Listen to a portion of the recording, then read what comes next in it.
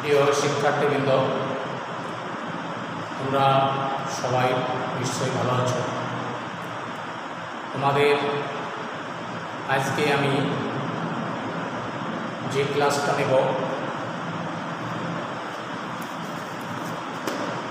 তা হচ্ছে ব্যবসায় সংগঠন ও ব্যবস্থাপনা প্রথম পত্র শ্রেণী একাদশ ও দ্বাদশ। কোভিড-19 পরিস্থিতিতে 2022 সালে এসএসসি পরীক্ষার পূর্ববিন্যাসকৃত পাঠ্যসূচি। তা আমার পরিচয়টা আমি দিই। আমি বিষ্ণুপদ বিশ্বাস, সহকারী অধ্যাপক, ব্যবস্থাপনা বিভাগ, চিত্রা মহিলা ডিগ্রি কলেজ থেকে কথা খুলনা। তা তোমাদের আজকে এই কোভিড-19 পরিস্থিতির কারণে তোমাদের দীর্ঘদিন আমরা সশরীরে ক্লাস নিতে পারছি না, তাই তোমাদের অনলাইন ক্লাসের সাথে আমরা যুক্ত হচ্ছি। তা এখন তোমাদের যে সিলেবাসটা প্রণয়ন করা হয়েছে, সংক্ষিপ্ত আকারে যে সিলেবাসটা প্রণয়ন করা হয়েছে তা তোমাদের আমি বলবো, তোমরা সবাই মনোযোগ সহকারে শোনো এবং খাতায় লিখে রাখো, এবং তোমরা তোমাদের মোবাইল থেকে ডাউনলোড করে এইটা তোমরা দেখতে পারো। আর যাদের অ্যান্ড্রয়েড ফোন নেই তারা আমার ক্লাসটা আরও মনোযোগ সহকারে শোনার চেষ্টা করো। আমি তোমাদের যে বিষয়টা প্রথমে বলবো তা হচ্ছে প্রথম অধ্যায়, অর্থাৎ ব্যবসায় সংগঠন ব্যবস্থাপনার প্রথম অধ্যায় আছে ব্যবসায়ের মৌলিক ধারণা। প্রথম অধ্যায় কি? ব্যবসায়ের মৌলিক ধারণা। তা ব্যবসায়ের মৌলিক ধারণার মধ্যে আছে তোমাদের ব্যবসায়ের ধারণা আছে, তারপরে ব্যবসায়ের আওতা আছে, ব্যবসায়ের আওতার মধ্যে আছে ব্যবসায়ের শিল্পের বৈশিষ্ট্য ও প্রকারভেদ, তারপরে আছে বাণিজ্যের বৈশিষ্ট্য ও প্রকারভেদ, তারপরে প্রত্যক্ষ সেবার বৈশিষ্ট্য ও প্রকারভেদ। এটা তোমরা সবাই লিখে নিতে পারো। তারপরে আছে বাংলাদেশের ব্যবসায়ের আওতা হিসেবে শিল্প, বাণিজ্য ও প্রত্যক্ষ সেবার সমস্যা ও সম্ভাবনা। তারপরে তোমাদের সামাজিক ব্যবসায়ের ধারণা আছে, ব্যবসায়ের কার্যাবলী আছে, ব্যবসায়ের গুরুত্ব আছে, তারপরে অর্থনৈতিক উন্নয়নে ব্যবসায়ের অবদান, তারপর আছে জীবিকা অর্জনের উপায় হিসেবে ব্যবসা, জীবিকা অর্জনের উপায় হিসেবে ব্যবসা। এই কয়টা জিনিস তোমাদের আছে, অর্থাৎ পাঠের শিরোনামে বা বিষয়বস্তুতে এই কয়টা প্রথম অধ্যায় আছে। তোমরা সবাই মনোযোগ সহকারে শোনো এবং লিখে নাও। তারপরে তোমাদের দ্বিতীয় অধ্যায় আছে ব্যবসায় পরিবেশ। দ্বিতীয় অধ্যায় আছে কি? ব্যবসায় পরিবেশ। ব্যবসায় পরিবেশের মধ্যে আছে ব্যবসায়ের ধারণা। ব্যবসায় পরিবেশের ধারণা কি আছে? ব্যবসায় পরিবেশের ধারণা আছে।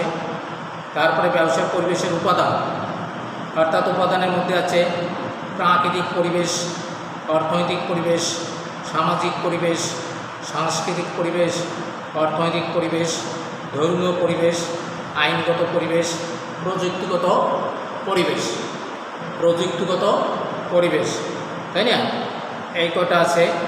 তারপর তোমাদের আছে ব্যবসায় পরিবেশের উপাদানগুলোর মধ্যে কোনগুলোর বাংলাদেশে অনুকূল বা প্রতিকূল তা চিহ্নিত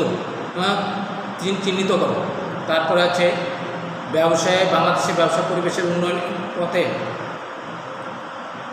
বাংলাদেশে ব্যবসা পরিবেশের উন্নয়নের পথে সমস্যাগুলো শনাক্তকরণ।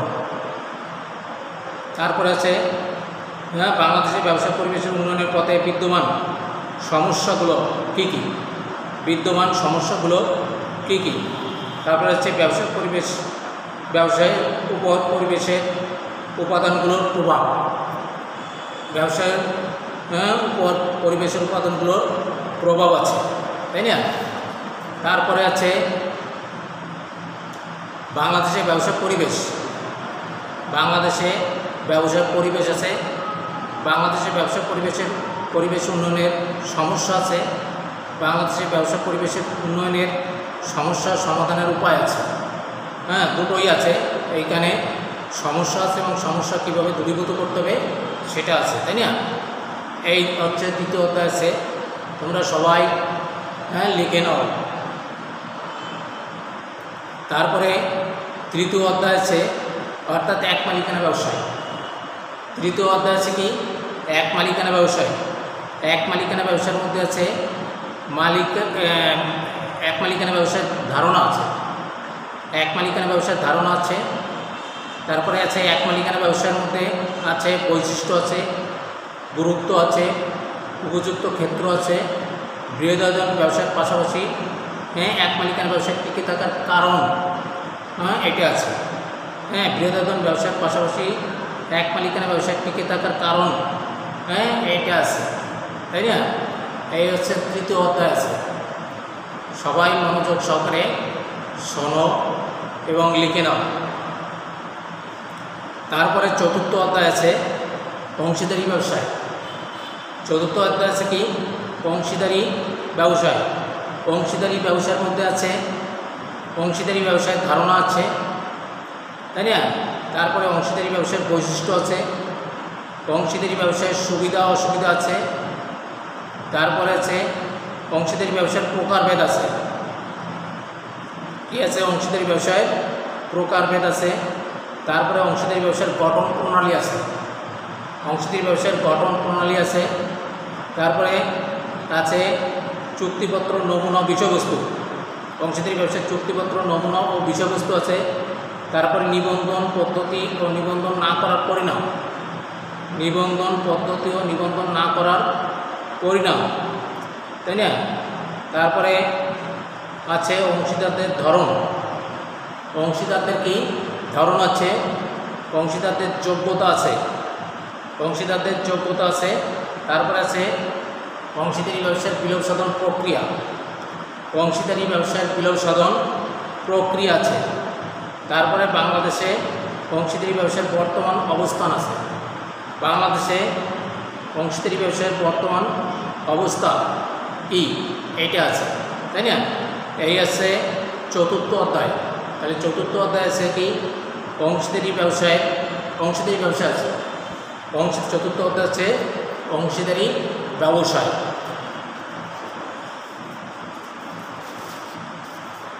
তারপরে তোমাদের আছে পঞ্চম অধ্যায়। পঞ্চম অধ্যায় আছে যৌথ মূলধনী ব্যবসায়। যৌথ মূলধনী ব্যবসায় আছে।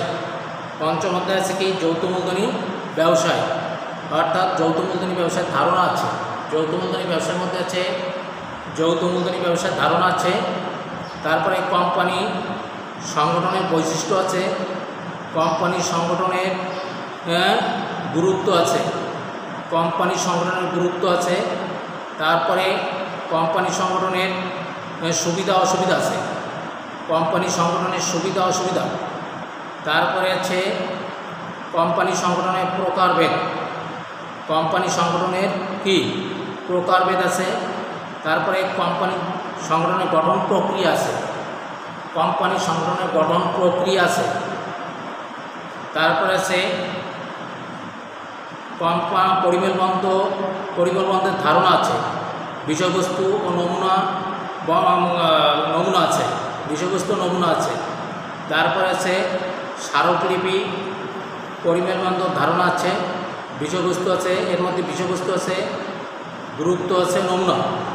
স্মারকলিপির পরিবর্তন, স্মারকলিপির পরিবর্তন আছে, তাই না? স্মারকলিপির পরিবর্তন আছে। তারপরে আছে সংঘবিধি, পরিমেল নিয়মাবলী, ধারণা, বিষয়বস্তু আছে। তারপরে পরিমেল বন্ধ, পরিমেল নিয়মাবলীর পার্থক্য আছে, পরিমেল বন্ধ ও পরিমেল নিয়মাবলীর পার্থক্য আছে। তারপরে আছে বিবরণপত্রের ধারণা আছে, তারপরে বিবরণপত্রের বিষয়বস্তু আছে, বিবরণপত্রের বিষয়বস্তু আছে, তারপরে বিবরণপত্রের বিকল্প বিবৃতি আছে, বিবরণপত্রের বিকল্প বিবৃতি আছে, তারপরে কোম্পানি নিবন্ধনপত্রের ধারণা ও নমুনা আছে, তারপরে কার্যারম্ভের অনুমতিপত্রের গুরুত্ব আছে, কার্যারম্ভের অনুমতিপত্র আছে, গুরুত্ব আছে, তারপরে পরিচালকদের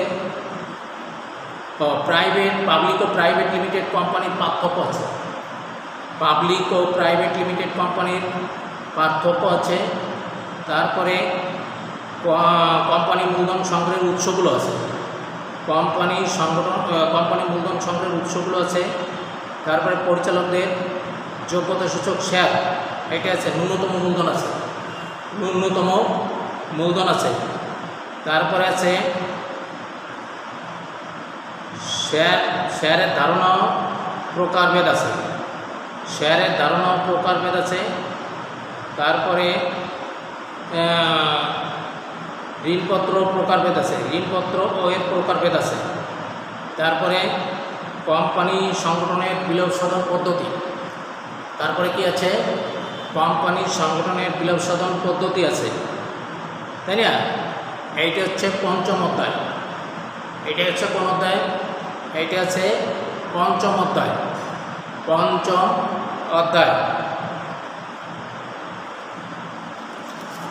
তারপরে ষষ্ঠ অধ্যায় আছে সমবায় সমিতি, সমবায় সমিতি কি আছে? সমবায় সমিতি, সমবায় সমিতির মধ্যে আছে সমবায় সমিতির ধারণা ও ইতিহাস, সমবায় সমিতির ধারণা ও ইতিহাস আছে, সমবায় সমিতির ধারণা ও ইতিহাস।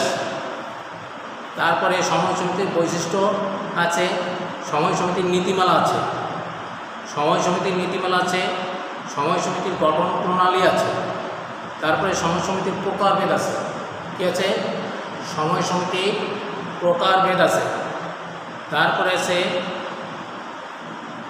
বাংলাদেশে আর্থসামাজিক উন্নয়নে সমবায় সমিতির অবদান, বাংলাদেশে আর্থসামাজিক উন্নয়নে সমবায় সমিতির অবদান আছে, সমবায় সমিতির উন্নয়নে বাংলাদেশ পল্লী উন্নয়ন বোর্ড বার্ড সময় একাডেমির অবদান আছে।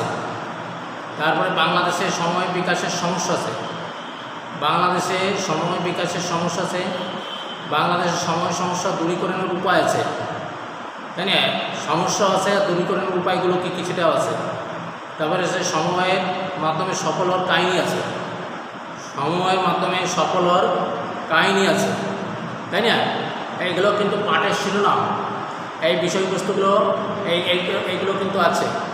তাহলে তোমাদের সময় সমিতি, তাই না? ষষ্ঠ অধ্যায় সময় সমিতির যেগুলো আছে সেগুলো বললাম, তোমরা সবাই লিখে নাও। তারপরে একদম শেষ অধ্যায়, একদম শেষ অধ্যায় আছে দ্বাদশ অধ্যায়ে, অর্থাৎ ব্যবসায় নৈতিকতা ও সামাজিক দায়বদ্ধতা, ব্যবসায় নৈতিকতা ও সামাজিক দায়বদ্ধতা এইটা আছে, তাই না?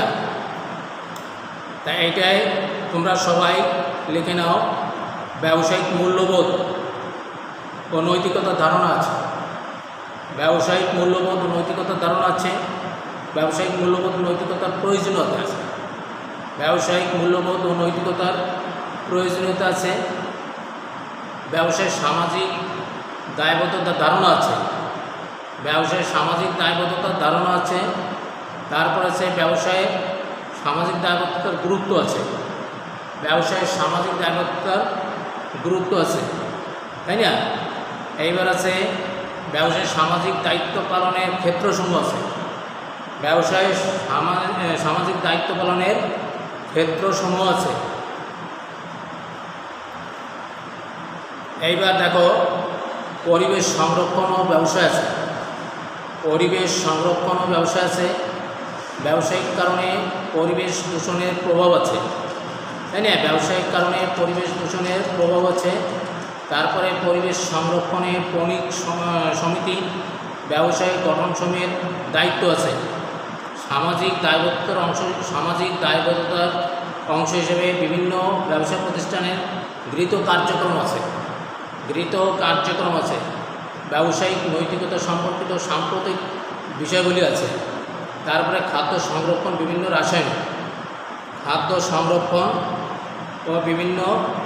রাসায়নিক এইটা আছে, তাই না? এইটা আছে। আর আছে তোমাদের রাসায়নিক ব্যবহারের কুফল আছে। তারপরে খাদ্য উৎপাদন বৃদ্ধিতে রাসায়নিক ব্যবহারের কুফল আছে। ক্ষতিকারক পলিথিন উৎপাদন ও ব্যবহারের কুফল আছে। খাদ্য উৎপাদন ও সংরক্ষণে রাসায়নিক ব্যবহারে সতর্কতা ও করণীয় আছে, তাই না? রাসায়নিক ব্যবহারে সতর্কতা ও করণীয় আছে, তাই না? এইগুলো কী বললাম? এটা হচ্ছে ব্যবসায় সংগঠন ব্যবস্থাপনা প্রথম পত্র থেকে বললাম। ব্যবসায় সংগঠন ও ব্যবস্থাপনা প্রথম পত্র থেকে তোমাদের এটা বললাম। এইবার তোমাদের আমি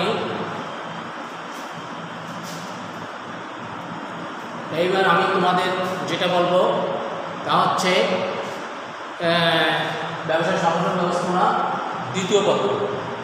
ব্যবসায় সংগঠন ব্যবস্থাপনা দ্বিতীয় পত্র থেকে বলবো, তোমরা সবাই লিখে নেবা।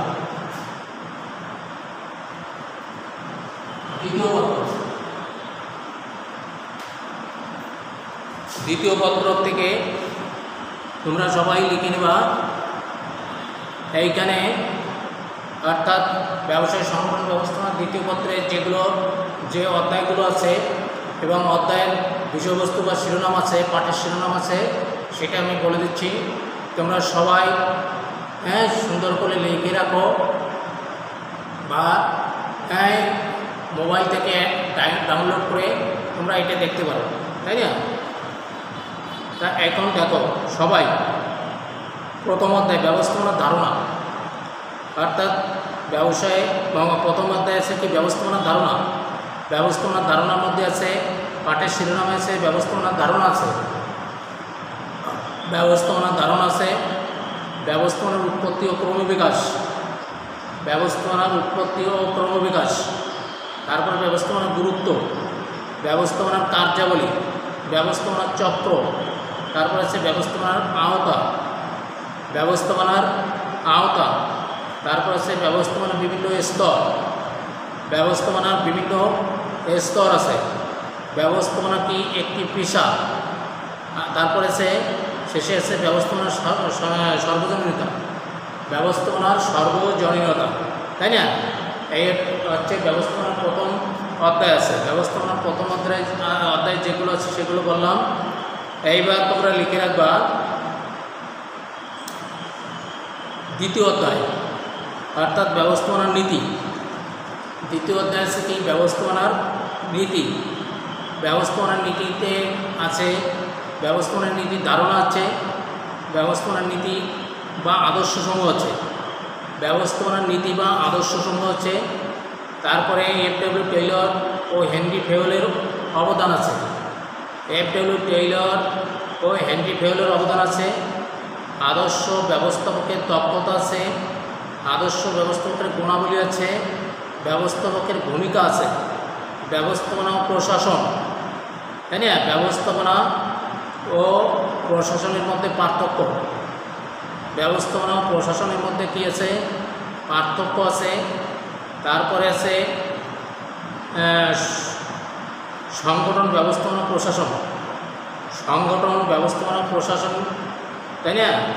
এটা আছে। তারপরে বাংলাদেশে ব্যবস্থাপনার সমস্যা আছে, এই হচ্ছে ব্যবসায় সংগঠন ব্যবস্থাপনার দ্বিতীয় পত্রে দ্বিতীয় অধ্যায়, অর্থাৎ ব্যবস্থাপনার নীতির থেকে এইগুলো আছে। তোমরা এইগুলো লিখে নাও।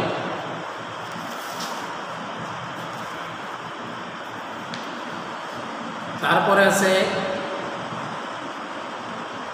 তৃতীয় অধ্যায় থেকে পরিকল্পনা প্রণয়ন ও সিদ্ধান্ত গ্রহণ। তৃতীয় অধ্যায় থেকে যে বিষয়গুলো আছে তা তোমরা লিখে নাও। এই পরিকল্পনা প্রণয়ন ও সিদ্ধান্ত গ্রহণ, অর্থাৎ এই তৃতীয় অধ্যায় থেকে আছে পরিকল্পনার ধারণা আছে, পরিকল্পনার বৈশিষ্ট্য আছে, পরিকল্পনার লক্ষ্য, তারপর আছে উদ্দেশ্য পরিকল্পনা, তাই না? তারপর আছে পরিকল্পনা প্রণয়নের ধাপ, পরিকল্পনা প্রণয়নের ধাপ আছে। তারপরে পরিকল্পনার প্রকারভেদ আছে, পরিকল্পনার গুরুত্ব আছে, তারপরে আছে উত্তম পরিকল্পনার বৈশিষ্ট্য,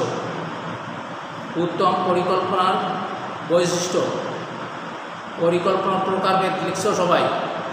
এইবার লেখো একাত্মক ও স্থায়ী পরিকল্পনার মধ্যে পার্থক্য। একাত্মক ও স্থায়ী পরিকল্পনার মধ্যে পার্থক্য, তাই না? উত্তম পরিকল্পনার বৈশিষ্ট্য এটা লিখছো না? উত্তম পরিকল্পনার বৈশিষ্ট্য এইটা হচ্ছে তৃতীয় অধ্যায় থেকে আছে। এইগুলো হচ্ছে কোন অধ্যায়? তৃতীয় অধ্যায় থেকে আছে।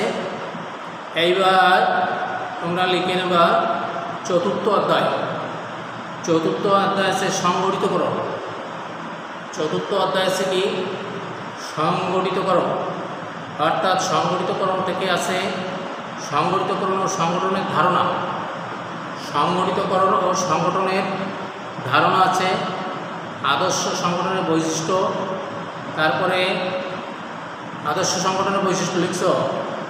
তারপরে সংগঠিতকরণ ও সংগঠনের গুরুত্ব, সংগঠিতকরণ ও সংগঠনের গুরুত্ব, সংগঠনের নীতিমালা, তারপরে সংগঠন কাঠামোর ধারণা, সংগঠন কাঠামোর ধারণা, তারপরে সংগঠন কাঠামোর প্রকারভেদ।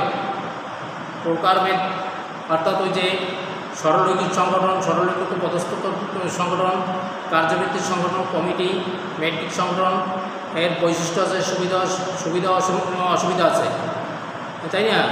এর বৈশিষ্ট্য আছে, সুবিধা ও অসুবিধা আছে। তারপরে আছে সংগঠন কাঠামো প্রণয়নের বিবেচ্য বিষয়। সংগঠন কাঠামো প্রণয়নের বিবেচ্য বিষয়গুলো আছে, সবাই লিখছো? হ্যাঁ। এইবার লেখো পঞ্চম অধ্যায়। চতুর্থ অধ্যায় গেল, এবার পঞ্চম অধ্যায় থেকে কর্মী সংস্থান। এই কর্মী সংস্থান থেকে আছে কর্মী সংস্থান ও মানব সম্পদের ধারণা। কর্মী সংস্থান ও মানব সম্পদের ধারণা আছে, কর্মী সংগ্রহ আছে, কর্মী নির্বাচন পদ্ধতি আছে, তাই না? কর্মী সংগ্রহের উপায়গুলো, কর্মী সংগ্রহ অর্থাৎ কর্মী সংগ্রহের যে উপায়গুলো আছে সেইগুলো। কর্মী নির্বাচনের পদ্ধতি আছে, তারপরে কর্মী সংগ্রহ, কর্মী নির্বাচনের মধ্যে পার্থক্য আছে। কর্মী সংগ্রহ, কর্মী নির্বাচনের মধ্যে পার্থক্য আছে। তারপরে কর্মী নিয়োগের উপর উপায় ও প্রশিক্ষণ পদ্ধতি আছে। কর্মী নিয়োগের উপায় ও প্রশিক্ষণ পদ্ধতি আছে, তাই না? এটা হচ্ছে পঞ্চম অধ্যায় থেকে কর্মী সংস্থান থেকে সবার লেখা হয়েছে, তাই না? এইবার ষষ্ঠ অধ্যায় আছে নেতৃত্ব, তাই না? ষষ্ঠ অধ্যায় আছে কি? নেতৃত্ব। ষষ্ঠ অধ্যায় আছে নেতৃত্বে অর্থাৎ নেতৃত্বের ধারণা আছে। তারপরে আছে নেতৃত্বের গুরুত্ব আছে, নেতৃত্বের প্রকারভেদ আছে, আদর্শ নেতার গুণাবলী আছে, তারপরে নেতার কার্যাবলী আছে, নেতৃত্বের বিকাশের সমস্যা ও দূরীকরণের উপায় আছে। নেতৃত্বের বিকাশের সমস্যা ও দূরীকরণের উপায় আছে। তারপরে আছে নির্দেশনার ধারণা ও বৈশিষ্ট্য।